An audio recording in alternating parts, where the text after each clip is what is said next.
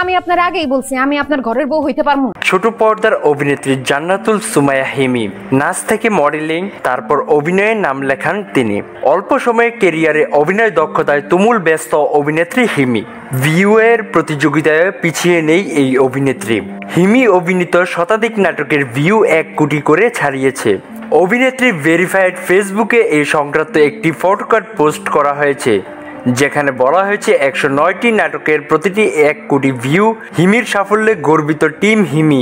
এরপর থেকে শুভেচ্ছা বার্তায় ভাসছেন এই অভিনেত্রী।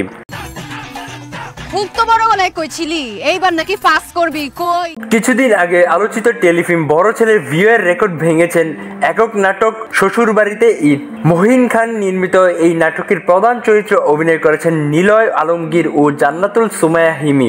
আমি আমার শ্বশুর বাড়িতে আসছি, ঈদ করতে আসছি, ঈদ কইরাই যাবো, ঈদের একদিন আগেও যাবো না। বাংলা নাটকের ভিউয়ের এটি এখন শীর্ষে অবস্থান করেছে।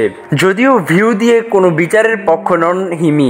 হিমি নাটকের মানুষ হলেও ছোটবেলা থেকে ছায়ানট নজরুল সঙ্গীত তালিম নিয়েছেন। বরেণ্য সঙ্গীত শিল্পী ফেরদৌস আরার কাছেও গানের তালিম নেন, তবে হাতেখড়ি হয় সাধনা মিত্রের কাছে। নাটকের পাশাপাশি কলকাতার একটি সিনেমাতেও অভিনয় করেছেন হিমি। কিন্তু আমার জামাইয়ের সাথে আমি কিপটামি করতে দিব না। স্বাধীনতা টিভি বাংলা, বিনোদন ডেস্ক।